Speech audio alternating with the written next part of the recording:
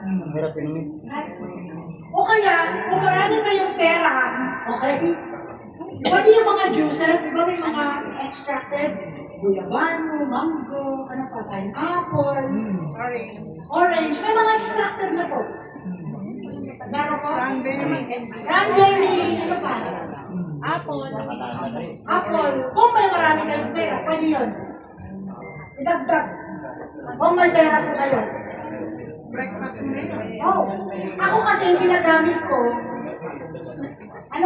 guyabano po, na extracted guyabano.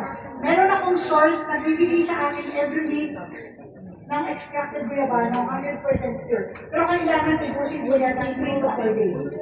Yung binibigay niya na 750 ml. Or else, masisira naman siya. Okay?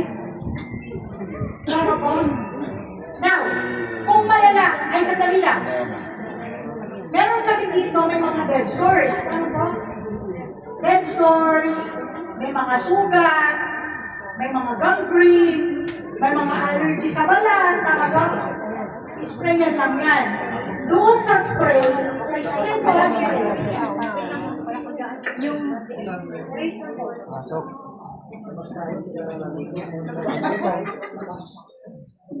Sa spray po, sa sugat po ito, makinig na kayo. Sa spray po, depende sa spray nyo, 30 ml Ibicus, plus 30 ml H2O. Sa mga sugat po, sa lahat ng gangrene, sa lahat ng red sore, klaro? Sa lahat ng pimples, lahat ng skin problem. Sa mata, kasi may mga mata na mahina, may katarata, wrapper, Karata. Sa mata. tama ba yung spelling ng wrapper? Yes, po. 10 ml, Ibicus, plus 20 ml H2O. Matakan yan anytime, anywhere. Galing na yan kasi, di ba may dropper yung mga pangimata? Actually, nasa bag ko yun. Kasi pag makati ang mata ko, hindi ko yan ginaganon.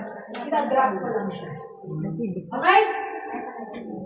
Marami na po akong patunay, katarata. Diba, i-opera yun? Gagastos yun ng 30 to 60,000. Ano po? Gumaling. Dahil dito.